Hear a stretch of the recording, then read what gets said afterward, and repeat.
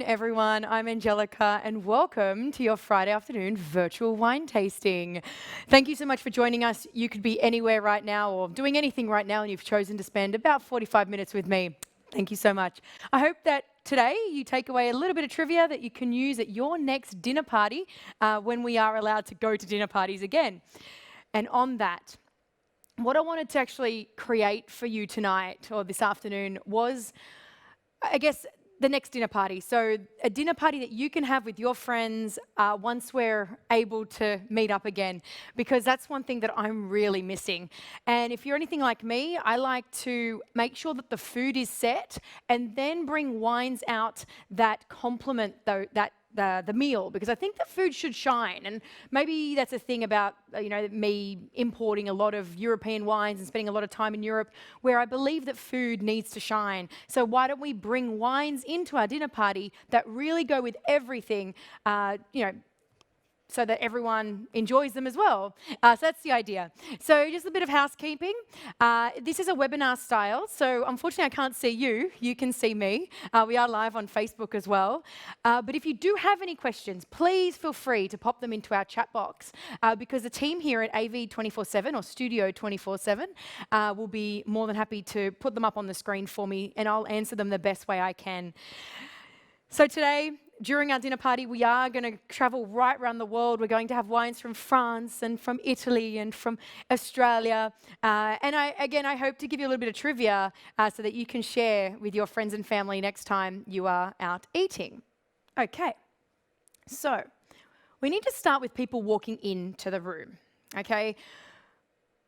Everyone thinks, okay, look, let's just get a bottle of bubbles and people can drink bubbles. But you know what? The way a good dinner party starts is with something people go, what's that we're having? Something they haven't tasted before. So what I wanted to do today was show you two of my favorite products and something that I love to share at dinner parties. This is Cello. This is an Australian limoncello producer. He wins awards. He actually beats the Italians in his limoncello. But this is the passion fruit cello. Absolutely delightful. Don't just have it on your ice. You can have it on your ice cream. You can have it over rocks. But my favorite thing to do is grab our Calapiano Prosecco. This is one of the biggest selling Proseccos on the market right now. And what makes this so special? Well, and make sure you have your blingy bottle stopper, of course. What makes this so special is that it's the Brut style, so it's a little bit drier than normal Prosecco. It's in a gold bottle, so as soon as people see it, like, you rock up, you pour the bottle for people or pour a glass for people, and straight away they're like, oh my God, I love that bottle. So it creates a conversation piece as soon as people walk in the room. So we do 1 part of this cello, 3 parts Prosecco, and just a dash of soda water if you care to. You can then add perhaps a little bit of berries or something on top, but I just love this as an aperitif. As people come in, just wetting the whistle, it's the Brut style. So even though the Passioncello has that sweetness of the passion fruit, because it's a Brut style, it's not an overly sweet aperitif. So let's have a little look. So straight away on the nose, it's like super floral, all that white pear, white pear, it's floral, it's obviously passion fruity. But yeah, you know what? I shouldn't even be explaining this one. It's just meant to be drunk. It reminds me, like, when you're younger and you drink Passiona? Does anyone remember Passiona soft drink? Super easy drinking. You would not even know you're drinking alcohol, so be very careful with that. But it is such a beautiful way to start, because not only are you using an Australian-produced limoncello or passioncello on this occasion, but this Prosecco is just super easy to drink. It's got all the acidity that you expect. It's fruity and floral, pear, apple finish. It's got all that kind of stuff going on. But you're not having a super sweet aperitif. Like, that is like almost bone dry right now because of the amount of acidity in that Prosecco. So that's how I would start my dinner party. I want people to rock in.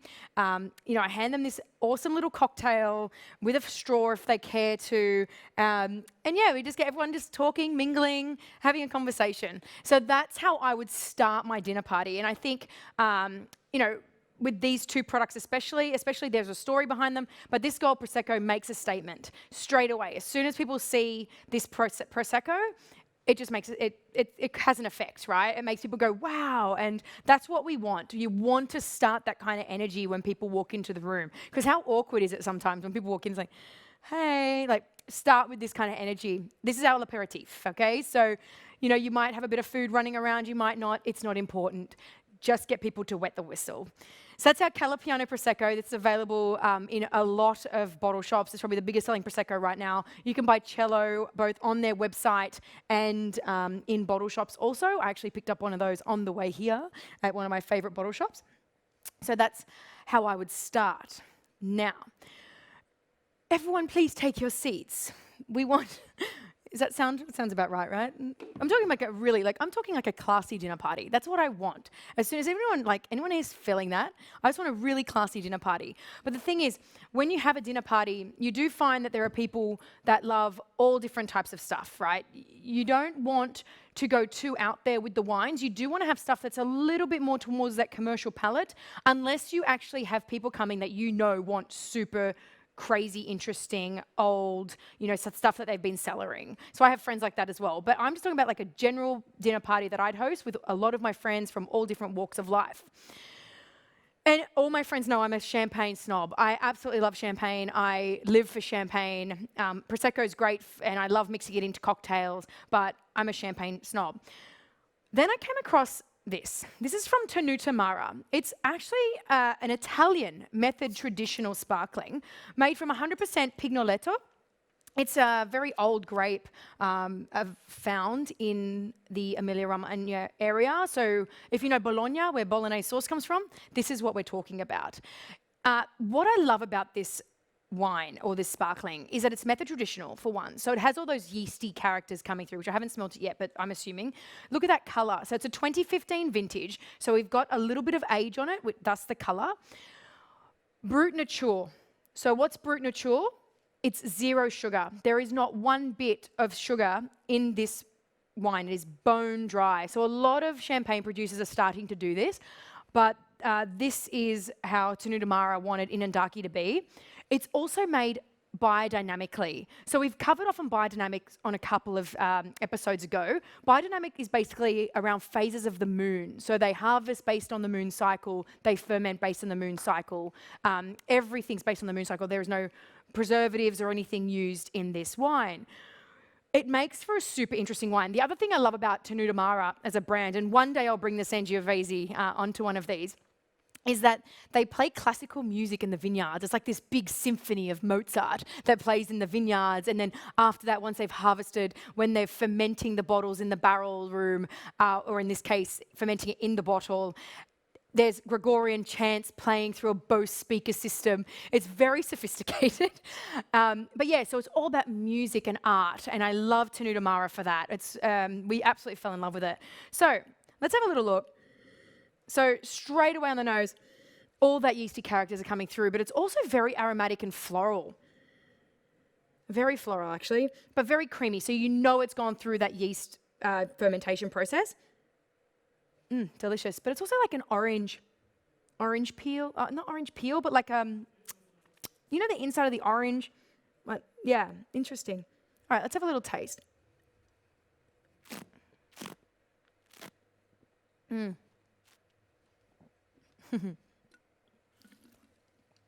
Oh, it's delicious. Now, what are we eating with this? That's the question. That's what I'm sure you're wondering. What was the first course? Your hors d'oeuvres, your entree. So what I would do is kind of like a little scallop, ceviche style. So like a lot of herbs and spices on there. Have some oysters out for people. Oh gosh, it's so dry. It's so acidic. It's just, and for those who don't remember what acidity is, remember, it's when you drink it. Tip your head forward and you want to drool, that's what acidity is. And the finish is just so long, I can't even, you just can't stop. You can't stop tasting it.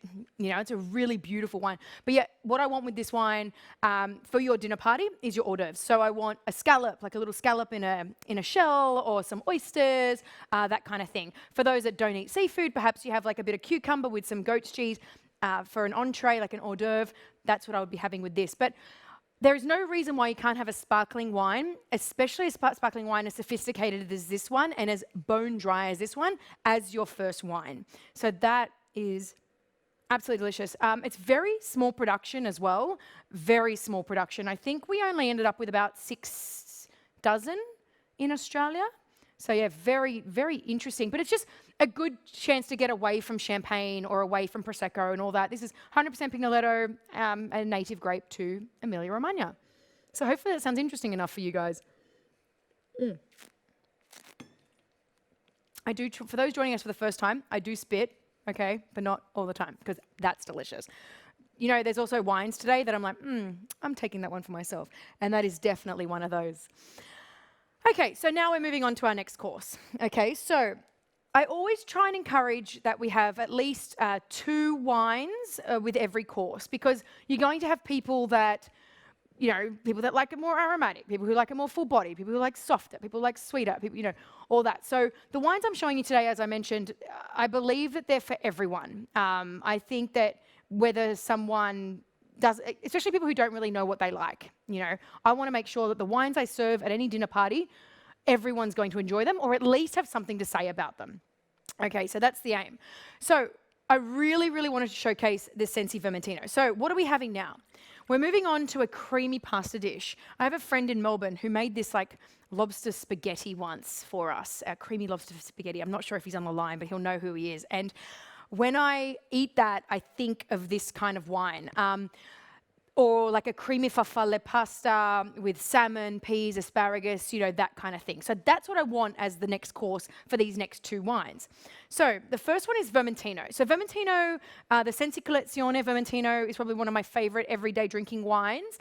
I like it because this grows in like on a mineral, like very mineral soil, like a limestone soil, so it creates that minerality in the wine. Vermentino actually grows mainly in coastal areas and in Tuscany. So, you know, you're looking at Liguria or Sardinia. We are in Tuscany right here with Sensi.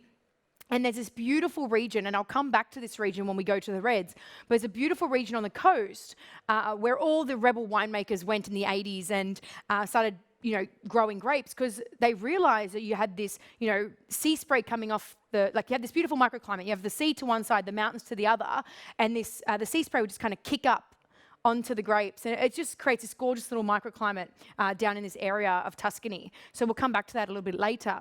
But what I love about Vermentino, especially when we're talking about this creamy pasta, I mean, if there's no vegetarians in the room, you can add a bit of bacon to it, or pancetta or prosciutto to this pasta dish, is that it's got creamy acid, it's aromatic, it's got that minerality, it just cuts through the fattiness of the cream. And that's why I absolutely love Vermentino. I think it's one of the most underrated grapes in Italy. But even when you smell it, it just pops out of this glass, but not too intensely. So not like a Sauvignon Blanc. It's all your like stone fruit, lime, lemons, like citrus, but very floral as well. Oh, but you can really smell the minerality. I don't know if you, like, I think, I've always wondered, like, whether you can smell minerality, and that's what I smell. Like, I can smell minerals, you know, coming out of the glass. But it's very aromatic. Let's take a little sip.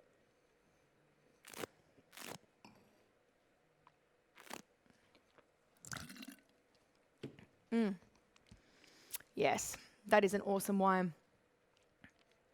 And again, so much acid, which is why I want something like this with a creamy pasta dish, because you want to be able to, what the wine needs to do in any pairing, in any dinner pairing, it's just cut through whatever you've just eaten. So when, it's such a long finish. When there's, you know, creaminess, I want acid to cut through it. You know what I mean? I don't want anything too flabby in my mouth. This is a fantastic wine. It's got everything from the nose translates onto the palate. You've got all that beautiful citrus, all the floral characters. The white peach is just super strong in that, but also mineral. Like it's got minerals, very minerally. It's super acidic, but not. Don't get shy. Don't get scared when I say that. It's not like acidity. It's soft and it's creamy acidity.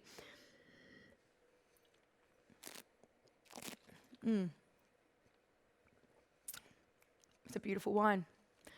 Highly recommend it. Super easy drinking, nothing pretentious about it, but just a great wine with pasta. The other wine, so if this is too light for people, you know, you do get people like that. So that's your Sensi collection, Vermentino. You do get people who are a little bit like, It's a bit soft. Do you like Chardonnay? Or do you have Chardonnay tonight? Listen, you're turning up to my dinner party. You're drinking what I want you to drink, okay? we'll talk about the Chardonnay after. But what we're going to show you is Viognier. Viognier. I don't know why I went with 2 V's today. That's weird. This is Marinon's Viognier, the Les Grain Viognier. I just realized that I went with two V wines. Maybe it's a thing. Okay, so what I love with this is people don't even realize Viognier is in most of your Shirazes that you're having. So Côte Rôtie, if you know about Côte Rôtie, it's always got a little bit of Viognier in it. Viognier is this beautiful aromatic grape, mainly found in the northern Rhone. But like a lot of grapes that got wiped out from phylloxera, it was basically wiped out by phylloxera. And it's the only white wine in what we call Condrieu in the northern Rhone as well. So that's what Viognier is. So it's starting to grow more in Australia, and we have Shiraz Viogniers here in Australia. In America, it's sort of growing everywhere right now. But if you come back to the classic Rhone style, it's beautiful. We get more of a fuller body to Viognier. It's really aromatic. It's got fresh acidity. Well, that's what we're expecting. Let's see how we go. Marinon, obviously, it's the largest cooperative in the Rhone area. We have 1,200 vignerons and winemakers underneath this co-op. And what I love about that is that they can, make sure that everyone's being looked after. They make sure that people are paying the right amount for the grapes. They can make sure the quality's consistent. That's what I absolutely love about the cooperative, the Marinon Cooperative. Also, all the vineyards within this region are within a national park. So what does that mean? No herbicides, no pesticides being able to be used in any of the vineyards. So you're looking at 1,200 1,200 wineries of, how many vignerons there are within the region. They're not allowed to spray. There are no herbicides or anything. So that is pretty cool to me. That's a reason I absolutely love this winery, or this brand, I should say. This is from their altitude vineyards. So you're looking at 300 meters above sea level. They're all on a slope. I've been there. You've got to go there. Luberon Ventoux, please go there and go and check this region out, because everyone thinks of Rhone. They think of the northern Rhone. They go to, see all your Hermitage and Crozes-Hermitage and Côte de Rhônes and all that. Get on down to Luberon. It's very, very nice. And the Mont Ventoux is just beautiful. Roussillon, all these beautiful regions. So yeah, straight away, apricots, peaches. Oh, it's beautiful. It's also like a really nice, when there's something in a note that you just can't pick? Yeah, okay, it'll come to me. But there's something more. But it's very apricot-y, very peach. And when I say apricot, I mean like the little dried apricots.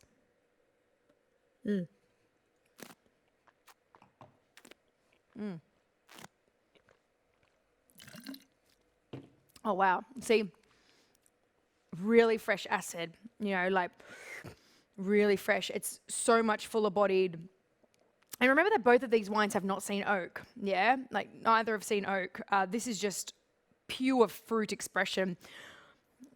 Perfumed, it's perfumed on the nose, but it really translates onto the palate as well. There's like very much a floral note that comes through.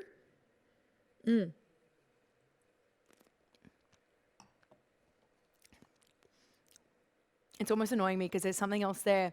Really complex wine. For the fact that it's such an easy drinking, nothing pretentious wine, that is a really complex wine. I think because it's had a couple of years of age on it as well. So this is a 2017.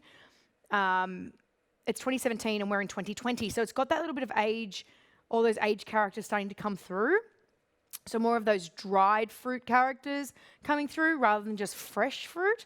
So it's making for a really complex wine. Super impressed with that. So yeah, so that's how I would start my dinner party. So you've walked in, you've had your little cocktail, your cello cocktail with Prosecco. You've started with a little bit of oysters or something like that with your sparkling. And then we've moved on to a Vermentino and a Viognier. On the tables, people can choose what they want to drink with a creamy pasta dish. Especially if someone can please make me a creamy farfalle with salmon, peas and asparagus, I'll bring the drinks, please. That's what I would like. Okay, so that's how we've started. Okay, so we've wet the whistle a little bit, everyone's lubricated, we're having good conversation. Then we can smell the main course, and you can smell the main course getting brought out of the oven. And what do we have for main course? Can someone please do this for me? Roast lamb with vegetables, and then I want a beetroot salad with goat's cheese and a little bit of like fresh herbs of dill and stuff. Can someone please do this for me? Like, someone makes the food, I'll show up with the wine, okay? But yeah, so this is what we're having for main course, roast lamb. Who doesn't love roast lamb? If they don't love roast lamb, don't invite them to the party. Actually, I probably have a few people on the line today who I know don't eat lamb. Maybe just tell them it's beef. I don't know. But yeah, we're gonna do that. But I want roast lamb with vegetables and a goat's cheese beetroot salad. That's where we're rocking. And what are we gonna have with it? That is the question. We're going Australian to start as our first one. Actually, I should pour for myself first. We're moving over to WA, one of my favourite wine regions. Pemberton and Margaret River would be two of my absolute favourite wine regions. And we are drinking Robert Bowen. Robert Bowen is an awesome dude. He's ex-Hortons and Capel Vale's chief winemaker. So the guy knows what he's doing, but he really he's a bit crazy. He's a bit out there. He loves the biodynamic style of winemaking. He likes grapes. He's all about the vineyard. He's all about make sure the grapes are taken care of in the vineyard, and then my job is easy, yeah? And I love winemakers like that. He doesn't try and hide anything with the oak. He's like, let's just make sure the vineyard is as clean as possible, as taken care of as possible. Let the grapes do its thing. Let the grapes shine. And that's why I absolutely love him. Oak should be used as a vessel. So even his Chardonnay, which I love, it's creamy and it's people would call it oaky, but to me it's not oaky. It's not this overpowering oak. It's creamy. It's vanilla and all that, but it's just full-bodied. It's delicious. Same with his Pinot Noir. Now, if we're having roast lamb, I feel like we need to have a Pinot Noir. Don't worry for those people who think Pinot Noir is too light. We are going to move on to something else. But what I love about Pemberton Pinots is they are a little bit fuller body. They are a little bit gutsier than your Mornington and your Yarra Valley Pinot Noirs or your Burgundies, depending on the Burgundy, of course. Obviously, there is oak. There is a little bit of oak that just pops out of this glass. But my goodness, it's just like this overwhelm of strawberries. Beautiful strawberries and herbs. Oh yeah, that's delicious. And it's got that smokiness to it. Like, you know, you get that real charcuterie, smoky Pinot. What vintage is this? See, 2015. I love that. So I love when we're getting into like a little bit of age on a Pinot Noir because we're getting that charcuterie come through. Yeah, really smoky. Like, it just makes you want to drink. So yeah, we got our roast lamb. We've got our vegetables. And what kind of vegetables? I don't know. Let's do some Dutch carrots. We'll do some potatoes. We'll do some sweet potato, just for those people who are worried about starches. Yeah, what else are we going to have? Brussels sprouts. We're going to have Brussels sprouts. We'll have some Brussels sprouts as well. And we are going to try this wine. So lots of strawberries. Cherry as well, actually, now that it's opened up a little bit. Oh yeah, beautiful. And yeah, definitely like dried herbs. Yeah, this is going to go perfect with our lamb. Can everyone taste the lamb? I can taste the lamb. I'm like so excited.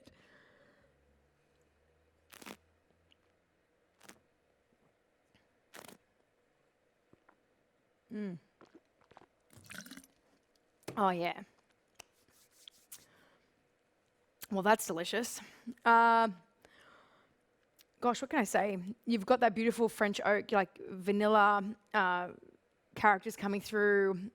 All those cherries and the dried herbs are coming through, that meatiness. It's got lovely acidity. Yeah, that's lovely.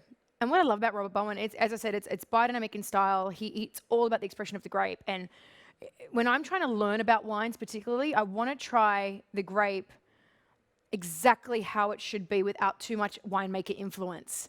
And that's what we're getting, especially 2015 vintage. We are really starting to see what Pinot Noir can do with this, going into those dried herb notes, going into that charcuterie, that lovely acidity. Yeah, this is a winner.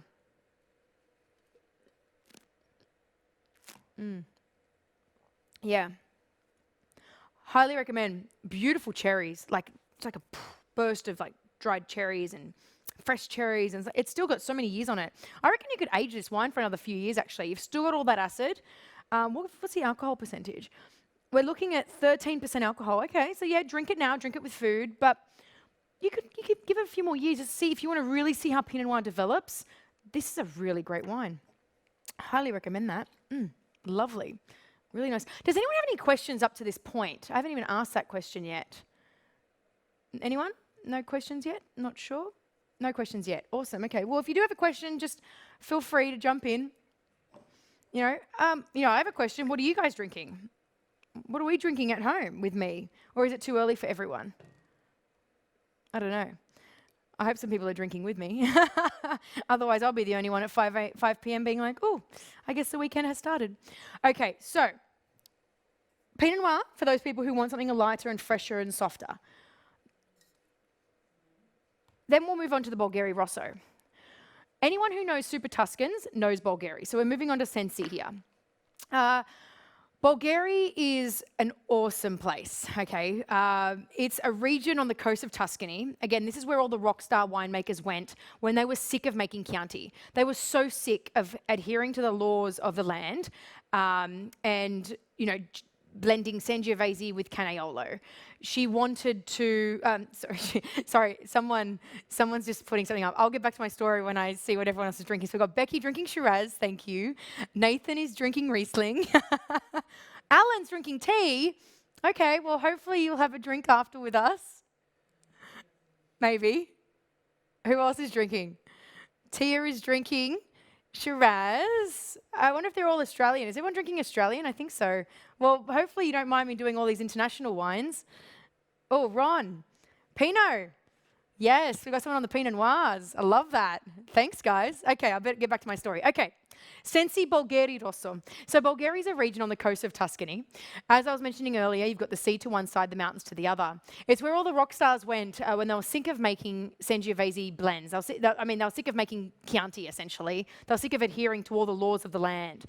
So the rock stars went down to this region they realized was very much like Bordeaux in style, the clay soils and the terrain and the, where the sea and the mountains were and all that, very much like Bordeaux. So they said, okay, let's start planting Cabernet. Let's start planting Merlot. Let's start playing the way that the French play and see what happens. Ironically, they went to the Bordeaux competitions. So Sassicaia, might ring a bell to some people, went to Bordeaux competitions and won Best Bordeaux in the world, and it's not even from Bordeaux. So this started an uproar in this area of, oh my goodness, where is these wines from? The French got offended. The Italians were really proud of themselves. It was awesome. I can just imagine the conversations. Now, when these wines were made, they were so good, but because they didn't adhere to the appellation control of Italy, these were called table wines. And they were like, how is this a table wine? We can't call this a table wine. Vino de table.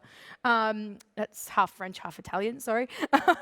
So they actually started the Indication de Geographica Typica, the IGT appellation, simply because of this region. Bulgari, because of what the winemakers were doing in this region, which is pretty rock star if you ask me. Now, this region has now moved up to DOC, so I'm not going to say it, but the region controls the grapes. They only allow 1 million, the yields, they control the yields and all that. So only 1 million bottles are allowed to leave this region every year. Now, if you consider the grandfather of Tuscan wine is Brunello di Montalcino, Brunello, they allow 6 million bottles. So you understand how small the yields in Bulgari are. They're always a blend of Cabernet and Merlot, Cabernet Merlot blends. They might put a little hint of Sangiovese and stuff in them. But they have to have 1 year in barrel and 1 year in bottle before release. So that's one of the important points about this region as well. So real rockstar region.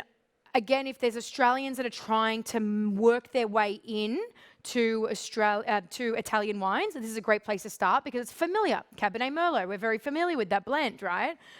But there is this Tuscan twist to this. There is this sexy elegance to this wine. You can age it forever. This actually comes wrapped in this beautiful packaging. I've taken it off for today, but comes wrapped in beautiful paper. So yeah, this is your start of the Super Tuscans. This region is your start of Super Tuscans. Awesome, awesome region. Highly recommend it. The best pappardelle ragu I've ever eaten has been here. So again, we're still in our lamb roast, okay? We're still in our lamb roast.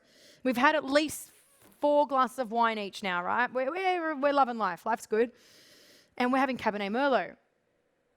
Wow, and straight away, like boom, Cabernet. You can tell, oh, it's got Cab Franc in it as well, Cab Franc. So straight away, black olives. It's like, ooh, capsicum, black olives, raspberries. It's actually really expressive on the nose. There's a lot of complexity. You've got that meaty character as well with gaminess. I'm sure it's coming from the Merlot. Lots of fresh fruit, but definitely green. I'm getting all that capsicum. What vintage is this? 2016. Okay, cool. Sorry, you can tell I don't look at vintages very often, do you? Do I? Sorry. But it's just interesting. The reason I talk about vintages is because when I start seeing a tertiary character coming through, like a bit of leather or like that gaminess, it's not leather in this, but like that gaminess, I start looking at, it's obviously an older vintage, but if you think about it, 2016 it was harvested, 1 year in barrel, 1 year in bottle before release. Obviously, this is like the freshest vintage. But yeah, really lovely, lovely fresh fruit on the nose. Gosh, I wish you could smell this right now. I wish I had smell-o-vision. Look at the color. Like it's still really purple as well. So what we want to do is age this for probably another year so that it turns more into that ruby red, because purple means it's a very young wine. So it's just not 100% where I'd want it yet. Once it gets that ruby red without that purple around the edges, it would be perfect. Wow, it's delicious. It's got this really nice black pepper character as well.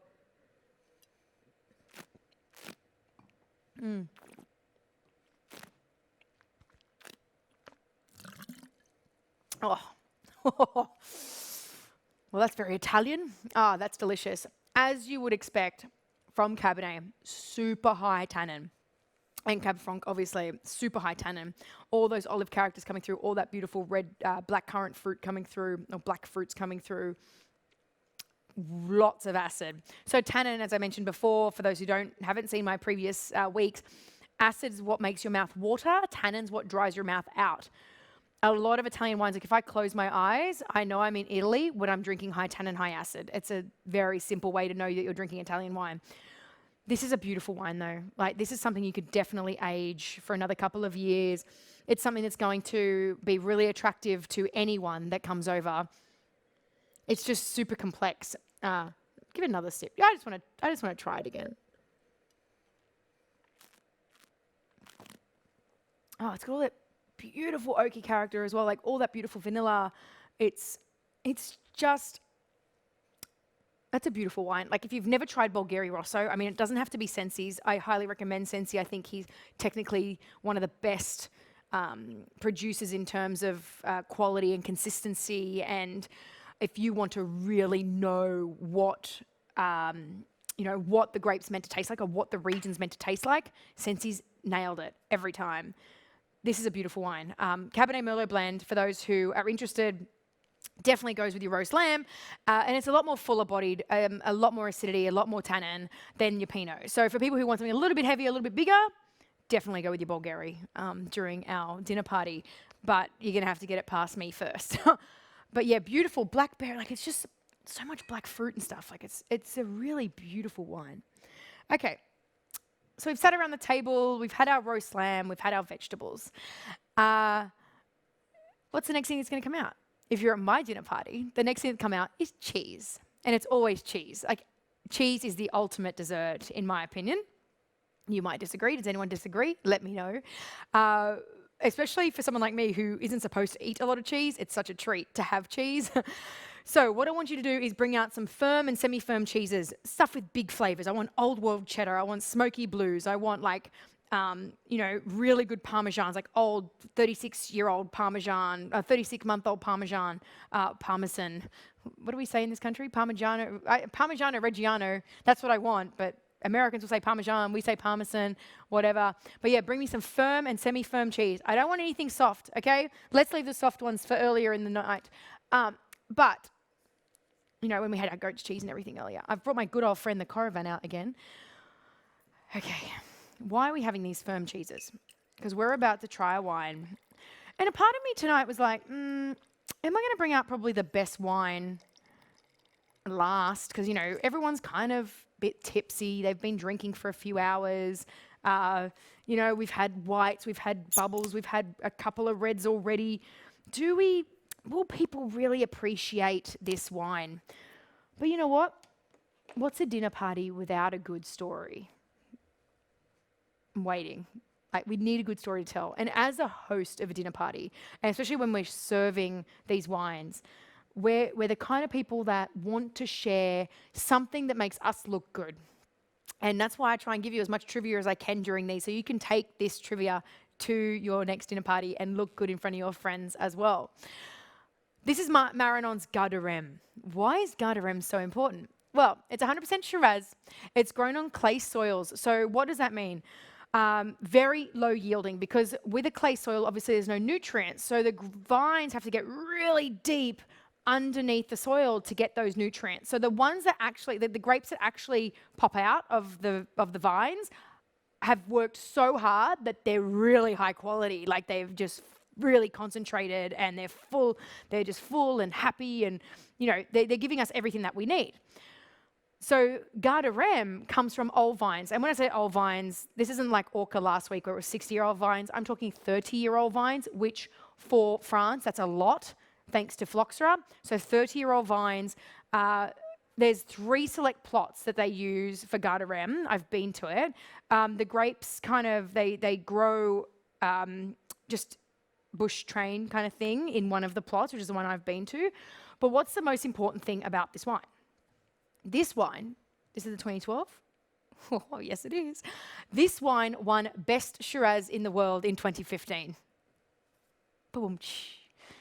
Yes, it did. So the number 1 Syrah in the world is Garderem. So when I only brought in a bit of this, probably got about 2 6-packs left of this. To be honest, I like to use it for myself. I don't really need to sell it. But it's, you're looking around $100 a bottle for the best Shiraz in the world, okay?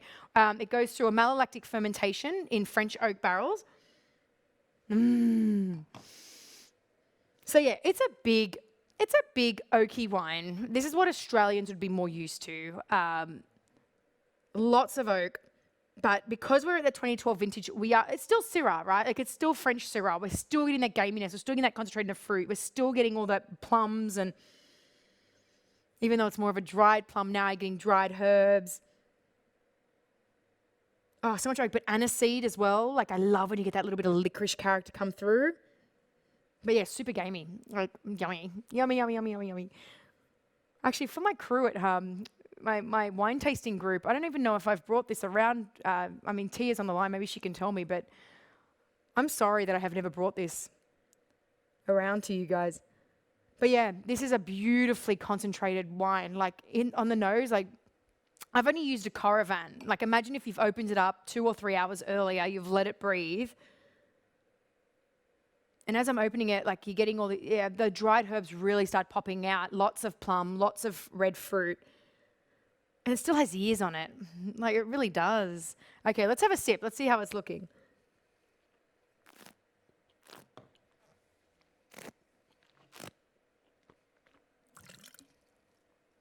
Oh, wow. Wow, wonderful acid. Ridiculous oak tannin. Like, ridiculous oak tannin. Actually, there's a lot of people out there that talk about their allergy to red wine, right? And so you'll find a lot of people at the dinner party, they'll just stick to your Viognier all night because they're just not going to try reds. A lot of people think that they're allergic to the sulfites. A lot of times you're actually addicted to the oak tannin. Ironically, tannin is actually psychoactive as well. So you might find like not on big oak tannins like this. This wine is sat in oak. You can tell fresh. I think it's 50% new oak, and then there's like 25% in like second year, and then 25% in third year oak barrels. But like that amount of like oak, that 50% of oak, fresh French oak, this stuff gives you really vivid dreams. Has anyone ever had that? Has anyone really had? I don't know if you've ever had that, but like when you drink a lot of red wine, you get these really vivid dreams. Or people say sometimes people are actually allergic to this oak tannin. That's why they're getting all these allergies rather than sulfites, because our body's made of sulfites, so really interesting. But if that's a bit of trivia for you for later. But yeah, lots of oak, lots of tannin. This is for those people who love a big, bold, robust Australian red wine from Adelaide, from South Australia, from the Barossa. This is it. But there's so much more complexity. I'll definitely put hairs on your chest, that's for sure. It's a big wine. But it's still got that Southern Rhone elegance. It's still got like beautiful tannin, beautiful acid, like, big oak tannin, really soft acid, lots of fruit, lots of complexity. This is what we're having with our cheese. Yeah, I want our cheese to be complemented with a red wine, not a white wine. That's why I'm asking you to have semi-firm cheeses at our dinner party, okay? So is anyone like enjoying our dinner party so far? Like, I think a thumbs up would be awesome if I could see a thumbs up, but hopefully you're enjoying the dinner party. Does anyone have any questions on these wines? Because after this wine, we're going to move to one last wine. And we're going to finish off our dinner party. Yes, we finished our dinner party off in 45 minutes. We're not going to do that next time. We're going to have it, like, when we're actually at our dinner party, it's a 5 to 6 hour affair. Oh, yes, love it. Thank you. Actually, I think Jeremy's on the line. I know Jeremy has tried this Gardarem in the Rhone. So, yeah, he'll know. I've kept it caravan, Jeremy, so perhaps we can try that again another day this weekend, perhaps, maybe. He'll get excited about that. Okay, so we've all had a cheese. We're feeling stuffed. But we always seem to find the second stomach for dessert, don't we? What are we having tonight? We're having sticky date pudding. That's what we're having. We're having sticky date pudding. Why? Because we're pairing our sticky date pudding with, actually, I'm just going to clean this out. We're going to pair our sticky date pudding with Sensi's Vinsanto del Chianti. Not only does it sound amazing, it is the most amazing wine on the planet. Okay, Vinsanto, very ancient style of winemaking. Look at the color. So 2009 vintage, so we're looking at 11 years old. How this works. So you have 2 white grapes, Malvasia and Trebbiano, 2 white grapes in Chianti. They harvest these grapes 2 months after the normal harvest, okay? So once they've, harvested everything else, the wines they want to use for Vinsanto, they'll leave them on for 2 more months. What does this mean? They get extra ripe, which means lots of sugar, helps the alcohol concentration, helps the fruit concentration. Then what they do, they hand harvest them, so not to burst anything, because imagine how full they are at this point. Hand harvest them, and then they tie them onto racks. They tie them onto these racks, and these racks will hang in the sun until they become a raisin, like an actual raisin, and then they crush the raisin. Very ancient style of winemaking, very slow process, but what we get is very high concentration of fruit character, or very high concentration of alcohol and sugar, which is what we want for a sticky wine. So there is no botrytis. These are healthy grapes, yeah? Like, these are healthy grapes. So then they leave them in the barrel for a few years. I think it's about 6 or 7 years. And then we have, boom, Vinsanto del Chianti. In Tuscany, they will use the biscotti, the almond biscotti, and they dip the biscotti into the wine. And when you do that, you can really taste, like, every bit of alcohol. Like, highly recommend doing it. It's great.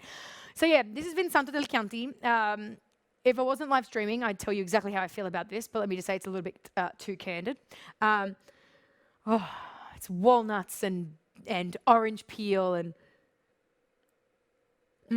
it smells like sticky date pudding. Caramel and so much walnut. Like, it's just walnuts and almonds and, like, deliciousness. Okay. It's so delicious on the nose. It's actually a lot more complex than what I'm doing, what I'm saying. There's a lot more characters coming through on this. You can actually taste that oak. You can smell that oak. You can really get all those walnuts and almond marzipan, like, all those characters are coming through. But also, like, this fresh fruit, like, fruitiness that comes through as well. Okay, let's give it a whirl.